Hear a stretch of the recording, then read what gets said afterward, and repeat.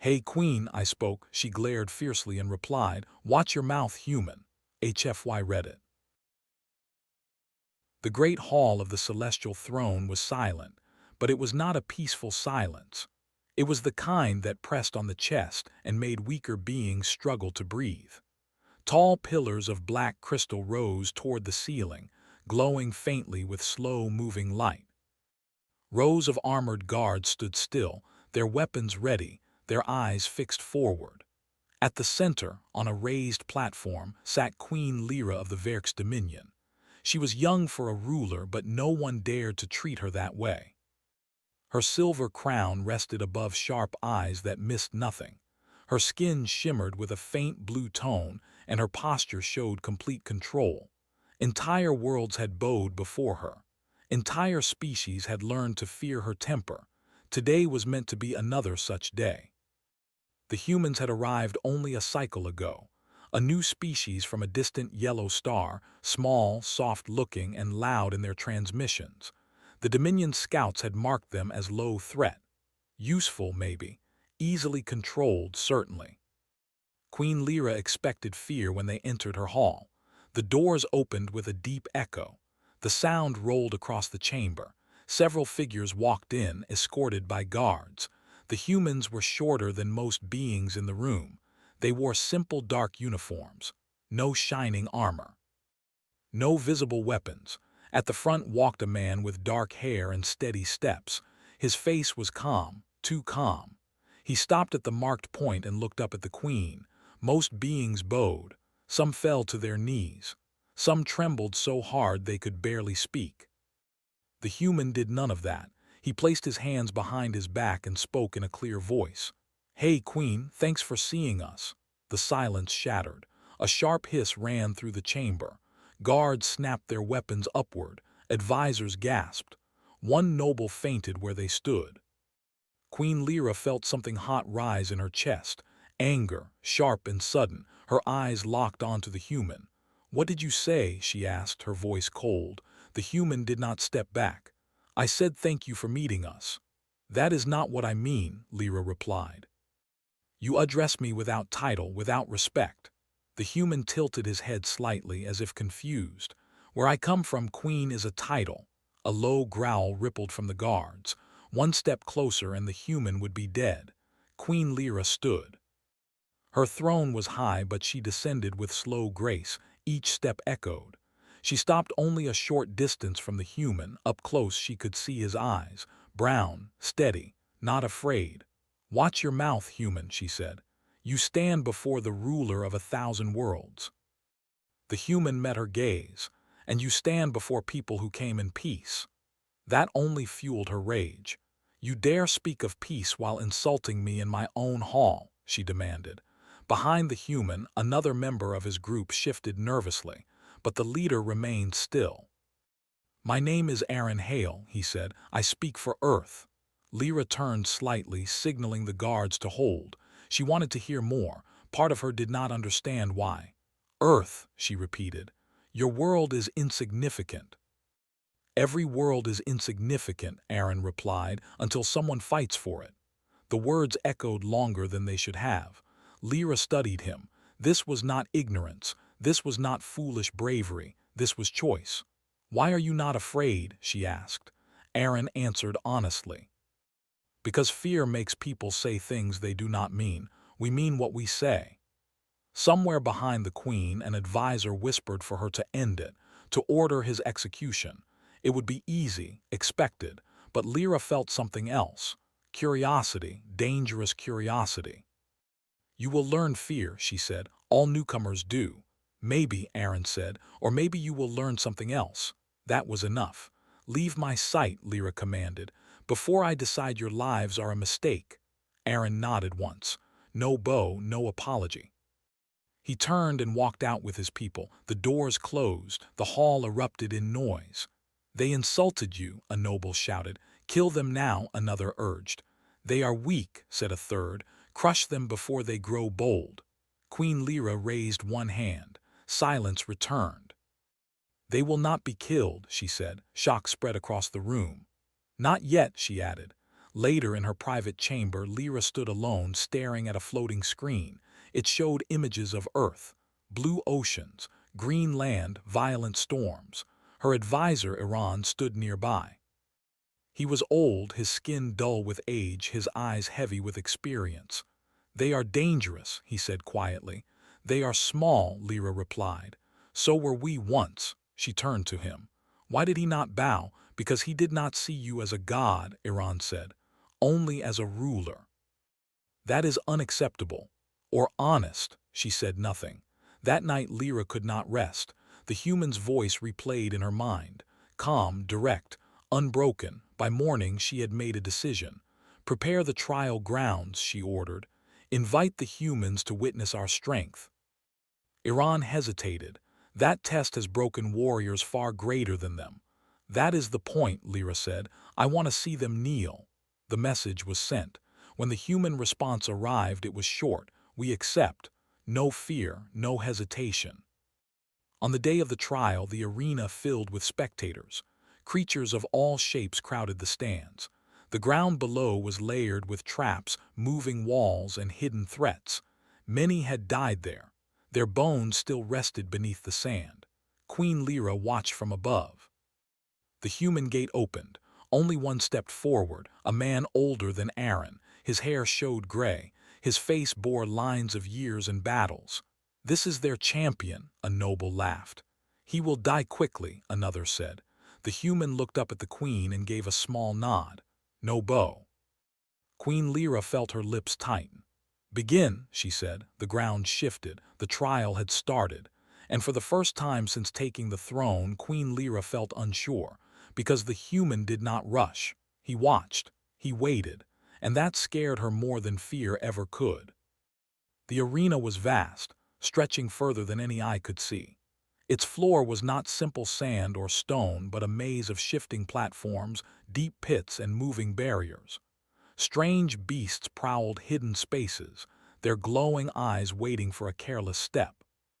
The stands were filled with aliens of every shape and size, all murmuring their excitement, eager to witness the fall of a human. The human who stepped forward was Major Kane, a soldier who had fought in Earth's most brutal campaigns. Unlike the younger envoy, he wore no ceremonial dress. His uniform was simple, functional, and scarred from past battles. He carried no obvious weapon, yet there was a quiet authority in the way he moved. Nothing in the arena could surprise him. Queen Lyra's eyes followed every motion.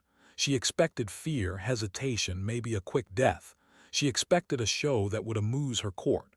What she did not expect was calm. Kane moved carefully, scanning the terrain, testing the ground with small steps. He did not run. He did not shout. He did not even look around unnecessarily. He simply observed. The first challenge came quickly. From the ceiling, a heavy mechanical net dropped, intended to trap the competitor and crush him against the floor. Kane saw it and leapt to the side with perfect timing.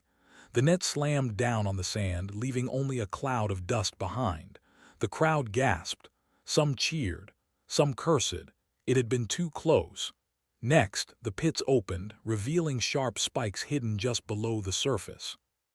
Kane jumped from platform to platform, barely touching the edges, landing lightly and moving forward without haste.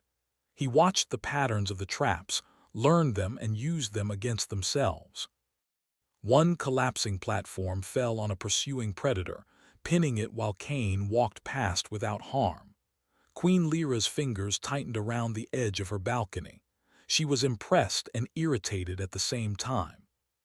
The humans had survived worse, she knew, but her arena had destroyed countless skilled warriors from her own empire. How could one human do this without advanced technology or sheer strength? It was impossible, and yet he did it. A low growl echoed from the shadows. A massive creature, its skin armored with jagged plates, lunged from a hidden corridor. Its mandibles snapped in the air. The crowd erupted in excitement. The queen had seen it eat challengers alive before. She expected Kane to panic, to flee. Instead, he crouched, studied it, and moved calmly, using a discarded piece of machinery as a shield. He rolled under its swing, grabbed a loose chain and swung it, causing the beast to stumble. It roared in frustration, but Cain did not pause.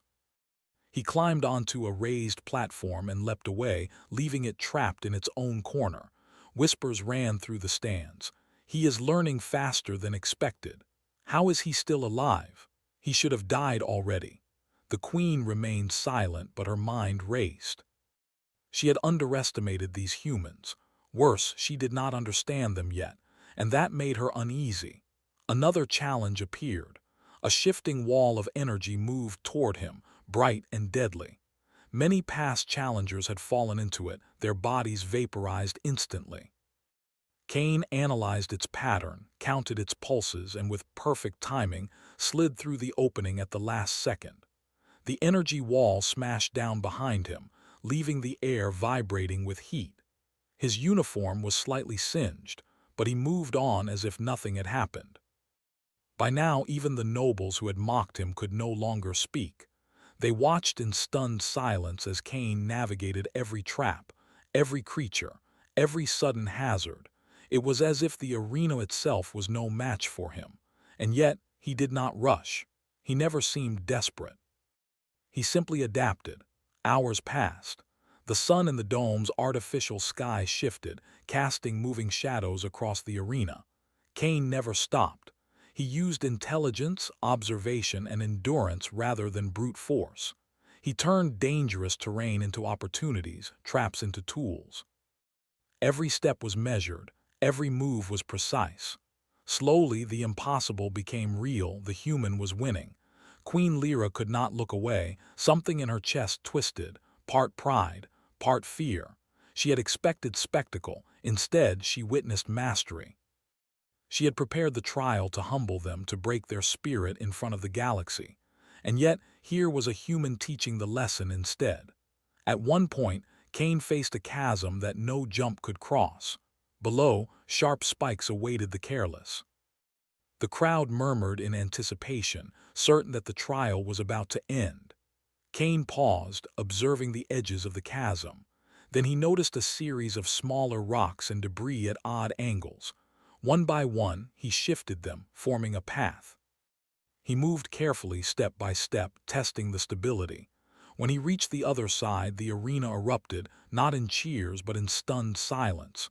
They had all expected failure. He had adapted instead. The final challenge appeared. A massive mechanical beast, the size of a small building, rose from beneath the ground. Its multiple arms swung wildly, crushing anything in their path. It roared, spewing fire and smoke. Most challengers had died instantly. Cain crouched behind a fallen beam, studying its movements. He waited. He timed its swings. Using a combination of his own weight and momentum, he dodged the beast's strikes and manipulated its arms against one another. It toppled onto the sand, defeated by strategy, not strength. For the first time in the arena's history, a challenger had survived every trap, every beast, every impossible hazard. Queen Lyra leaned forward, her silver crown catching the light. She felt a strange emotion. Respect tinged with disbelief. The human had done the impossible. He had won without claiming glory, without shouting victory, without even looking proud. He merely saluted the queen from a distance and walked away, leaving the arena empty, calm, and silent. The audience erupted, but the sound was hollow. They cheered because the rules demanded it. They were not cheering from belief. They were not cheering from hope. They were cheering because the impossible had happened in front of their eyes. In her private chamber later, Queen Lyra did not speak. She stared at the images streaming in from the arena cameras. Every trap, every movement, every small decision replayed. It was not brute strength that had carried the human through. It was intelligence, patience, and adaptation. Qualities her empire valued, yes, but in this combination, applied without arrogance or pride, they became terrifying. Iran, the queen's advisor, stood silently beside her. "He has survived," he said softly. "Yes," Lyra replied. "But he did not just survive, he succeeded." "Against everything," Iran added. And without fear, she whispered almost to herself. She did not sleep that night. The image of Major Kane moving through impossible danger stayed with her. Every detail haunted her. Every step was a reminder that her expectations had been wrong. Every instinct she had as a ruler had underestimated this species. Every lesson she thought she had taught others had been turned back on her. By morning, she had made a decision. Not for punishment, not for reward, but for understanding. She would learn why these humans were not like other species. She would discover the truth behind their strength. She would see what allowed them to survive when everything was against them. And somewhere in the distance, the galaxy continued to watch, unaware that a single human had already begun to change everything. The Queen knew one thing clearly: the humans were no ordinary species.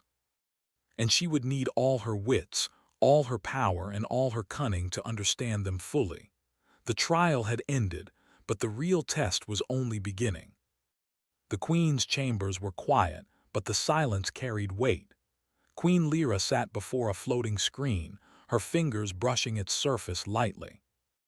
Images of Earth filled the air, oceans stretching endlessly, forests dense and green, deserts and storms that raged with unmatched force.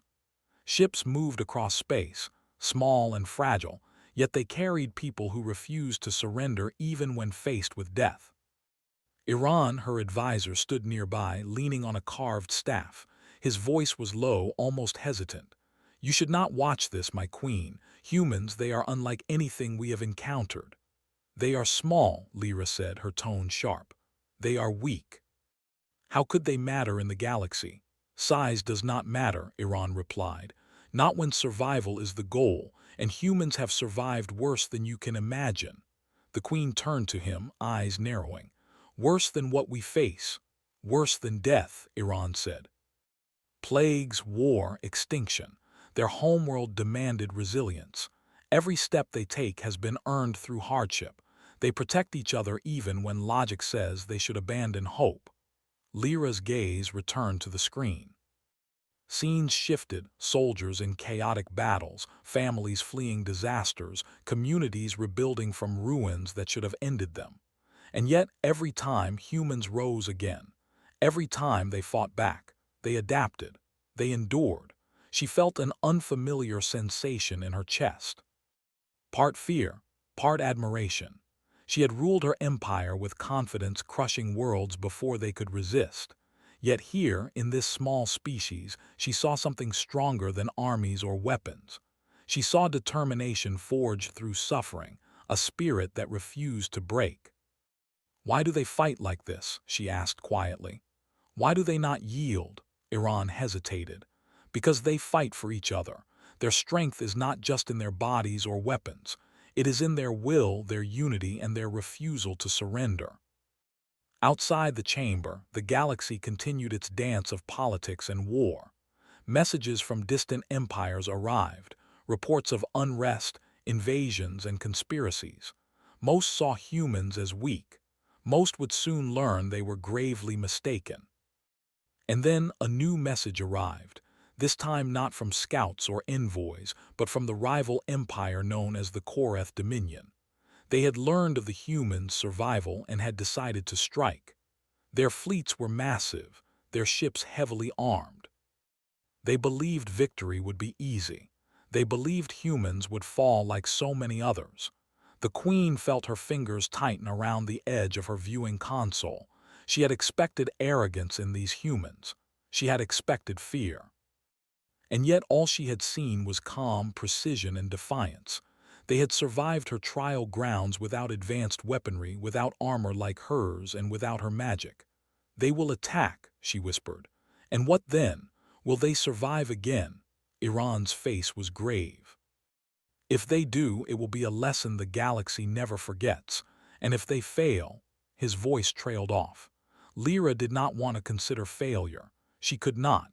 But she had already seen enough to know that humans were not like other species. They were unpredictable, and unpredictability was dangerous in the wrong hands, and even more dangerous when underestimated. She paced her chambers, thinking back to Major Kane in the arena, how he had moved through traps that would have destroyed the strongest Verk's warrior, how he had faced beasts designed to kill instantly and survived with strategy and patience, not brute force, how he had bowed to no one, yet earned the quiet respect of all who watched. "Do you think their people are all like him?" she asked. "Not all," Iran said, "but enough to change the balance of power, enough to make others think twice before underestimating them." The queen leaned over the screen, zooming in on one of the battle images. Soldiers working together, covering each other, pressing forward when logic said retreat was necessary. Civilians defending their homes with courage she could not have imagined. Children helping one another survive disasters she had only read about in reports. "They survive," she whispered, "even when the odds are impossible, even when the universe seems against them. And they do not fight for conquest," Iran added. "They fight for survival, for their families, for their homes, and that is something the galaxy has not understood." Outside her chambers, couriers brought reports of the Korath fleet's movements. They would strike soon, aiming for the humans' colonies on the frontier of explored space. Most empires would have laughed at such a defense. Most rulers would have dismissed these humans entirely. But Lyra had seen the trial. She had watched a human overcome the impossible. She knew what that meant. The queen stood silently, staring at the stars beyond the palace. Somewhere out there, humans were preparing to defend their homes. And somewhere out there, their survival would challenge every assumption the galaxy had ever made. "Prepare my fleet," she said finally. "I do not know if they will need our help, but I want to see this with my own eyes." Iran's brow furrowed. "You would risk our empire for them." "I will not risk anything," Lyra said. "I will observe, and if what I saw in the trial grounds is true, then I will understand what makes them strong." And so, for the first time in her reign, Queen Lyra felt anticipation rather than control. The galaxy was about to change, and she would be at the front of witnessing it. The humans had survived her challenge once. Now the universe would test them, and she would see the truth with her own eyes. She did not sleep that night. She watched, she calculated, she prepared. Because the humans were coming into conflict, and she would need to understand them before the first shots were fired. Theirs was not a species to underestimate. That much she knew with certainty. The trial had ended. The arena was empty. But the war, the true test, was only beginning. And Queen Lyra would be there to see the legend of humans unfold before the galaxy. The first attacks came without warning. Sensors on distant colonies picked up enormous fleets approaching at impossible speeds. The Korath Dominion, arrogant and cruel, believed the humans would fall like the countless species they had conquered before. Their warships were massive, armed with energy cannons, missiles, and weapons designed to destroy entire cities in a single strike. On the bridge of the human flagship Resolute, Captain Aaron Hale stood with calm determination. The crew moved around him, tension heavy in the air. Every officer knew the odds. Every pilot understood the danger. And yet, there was no fear in the captain's eyes. He studied the approaching Korath fleet with precision, calculating vectors and energy output, analyzing weaknesses others would overlook.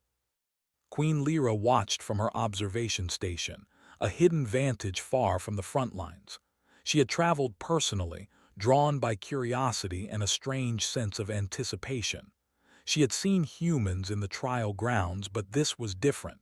This was war. Lives hung in the balance. Entire worlds could be lost. The first strike hit. Korath warships fired beams of energy that tore through the atmosphere of a small colony.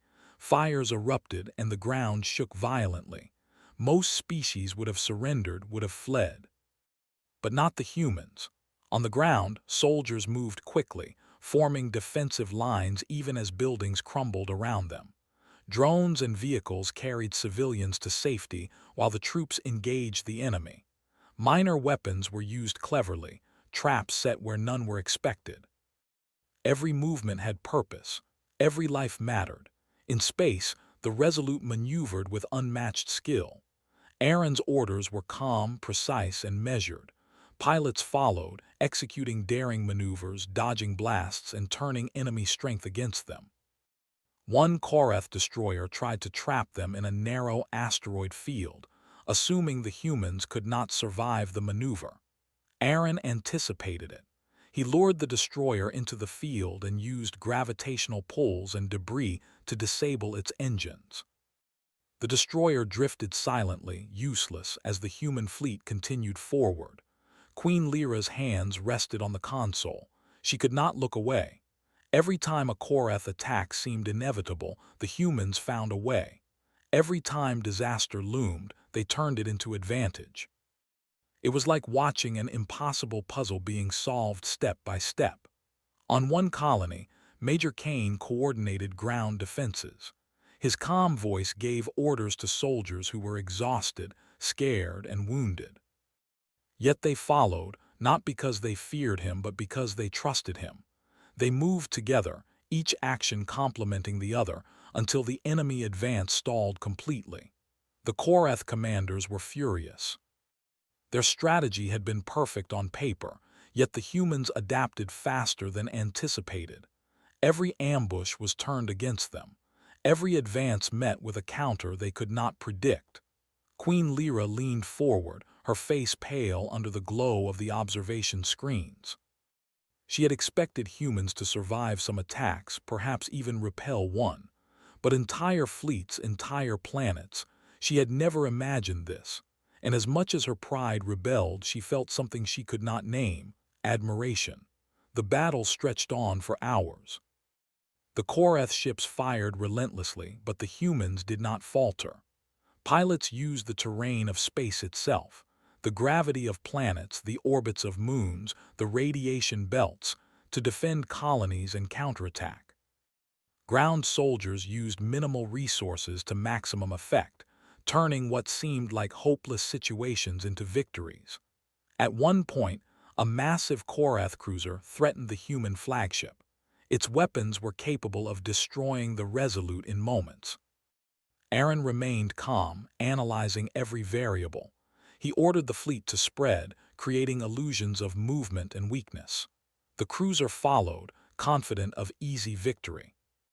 And then, with a single coordinated strike using small, nearly invisible drones, the cruiser's energy core was destabilized. The ship exploded, leaving the fleet in shock. Queen Lyra felt her pulse quicken. This was not just survival. This was mastery under pressure. This was a species that could turn the impossible into reality. And they did not fight for conquest, not for pride, not for power. They fought to protect their homes, their families, their people. She turned to Iran, her advisor, who had been silent for hours. "Do you see now?" she asked. "They are not like the others." Iran nodded slowly. "They are extraordinary. They survive, adapt, and fight in ways we cannot predict. And they do it for reasons we often overlook: compassion, loyalty, courage." As night fell across the war zones, the human fleet continued its advance. Entire colonies had been saved. Entire attacks had been repelled. The Korath Dominion began to retreat, their arrogance shattered by the stubborn resilience of a species they had underestimated. On the bridge of the Resolute, Aaron spoke to his officers. "They will return," he said quietly. "We must be ready, but tonight we survived, and we protected our people." Queen Lyra watched from afar, silent, her mind racing. She had come expecting spectacle, perhaps amusement. Instead, she had witnessed a lesson in strategy, courage, and endurance. And she realized the truth: humans were not ordinary, not fragile, not predictable. The galaxy had judged them too quickly. Many would continue to do so. But those who had seen the battle firsthand, including Queen Lyra, knew better. As she turned away from the screens, a thought settled in her mind.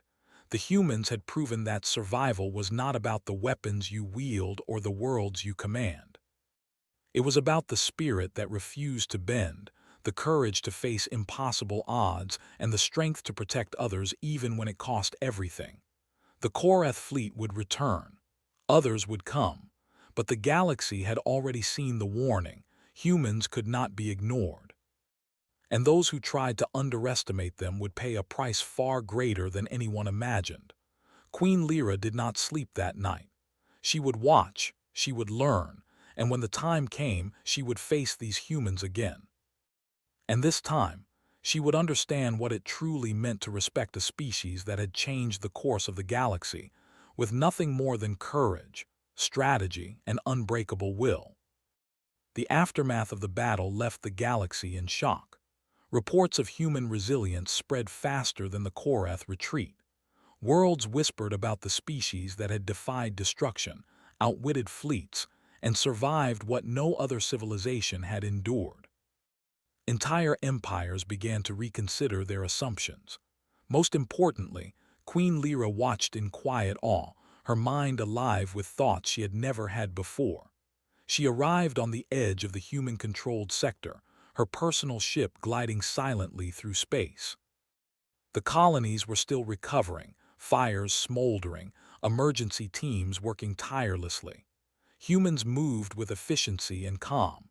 There was no celebration, no triumphalism, only determination to rebuild and protect. Captain Aaron Hale met her near a central command hub. His uniform was dusty, marked by smoke and debris, but his eyes were steady. He had fought, led, and endured countless attacks, yet his expression remained calm and measured. "Queen Lyra," he said simply. She studied him, not as an enemy, not as a visitor, but as someone who had seen the impossible and survived it. "Captain," she replied. Her voice lacked its usual sharpness. For the first time, she was not commanding, she was observing. Behind Aaron, Major Kane organized medical teams and defensive units. Every order he gave was precise, thoughtful, and unhurried. It was clear that the human strength was not just in one individual. Their resilience came from unity, cooperation, and an unyielding will. "You survived," Lyra said finally, stepping closer. "Against impossible odds." Aaron nodded. "We did what we had to, we protect our people, that is all." "That is not all," she said. Her eyes softened, and for the first time her temper was absent. "It is extraordinary. You faced death and overwhelming force, and yet you endured. And you did it without surrender, without fear, and without expecting reward." Aaron looked at her steadily. "We fight for what is ours, our homes, our families. That is all anyone can do." She studied his words. The simplicity and honesty struck her. For centuries, empires had fought for power, for glory, for control. Humans fought for survival, and in doing so, they had shown a power that far exceeded any empire's arsenal. The Queen motioned for Iran to step forward.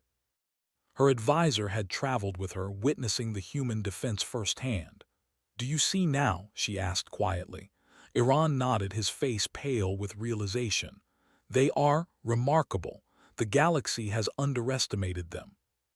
And they will continue to surprise anyone who judges them by appearances alone." Lyra turned back to Aaron. "Your people have earned respect, Captain. Not through words, not through titles, but through actions. You have shown courage, intelligence, and endurance beyond what any of us expected." Aaron gave a small, respectful nod. "Respect is earned, and we do not ask for it. We show it through what we do." The Queen felt something she had never felt in her rule before: humility. She had controlled thousands of worlds, commanded vast fleets, and yet here before her was a species that had reshaped her understanding of power. Not through dominance, but through perseverance, strategy, and the willingness to protect others at all costs. Outside the command hub, the human colonies continued to recover. Soldiers helped civilians rebuild homes. Engineers repaired ships. Communities worked together, quietly strong, quietly resilient. The battle had been won, not through conquest but through determination, and the Queen understood that clearly now. "Tell me," she said, addressing Aaron, "how can a species so ordinary in appearance hold such extraordinary power?" Aaron smiled faintly. "It is not about appearances, Queen Lyra. It is about heart, will, and the refusal to surrender when everything seems lost. That is strength you cannot measure with fleets or weapons. The queen remained silent for a long moment. She had expected arrogance from humans, perhaps weakness, perhaps fear. Instead, she had found patience, courage, and intelligence beyond anything she had witnessed in the galaxy, and she realized that these qualities made them legends. For the first time, Queen Lyra did not feel like a ruler dictating the fate of lesser beings. She felt like a witness to greatness, humbled by what she had seen, and she understood that the galaxy had changed. The humans had shown a new truth, that survival, courage, and unity could overcome even the most overwhelming force. She stepped back, giving the humans their space. Aaron and his people continued their work, not for her, not for the galaxy, but for themselves and those they protected.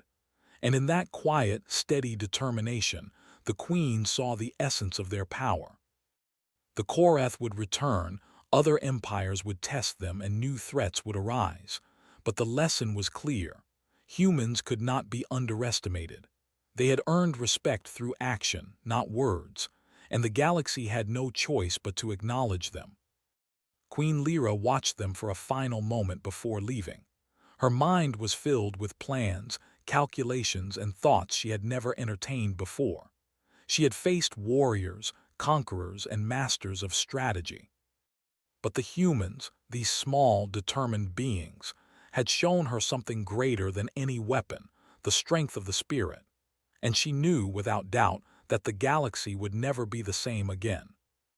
Humans had arrived not as conquerors, not as subjects, but as legends, shaping the course of history through courage, intelligence, and unwavering will. The sun rose over the recovering colonies, casting a golden light over ships, structures, and people working together. Somewhere in the distance, the Korath fleets retreated, shaken by the lesson they had learned the hard way. The humans did not celebrate. They did not boast. They simply continued quietly, steadily, resolutely protecting what was theirs. Queen Lyra turned her ship toward the stars, her heart and mind heavy with a newfound understanding. The galaxy had changed. Humans had proven themselves in a way that words could not capture. She would remember this day, the battle, and the courage of a species that refused to bow, refused to surrender, and refused to be underestimated. And as she looked toward the distant star system of Earth, she whispered quietly, almost to herself, "Indeed, humans are legends."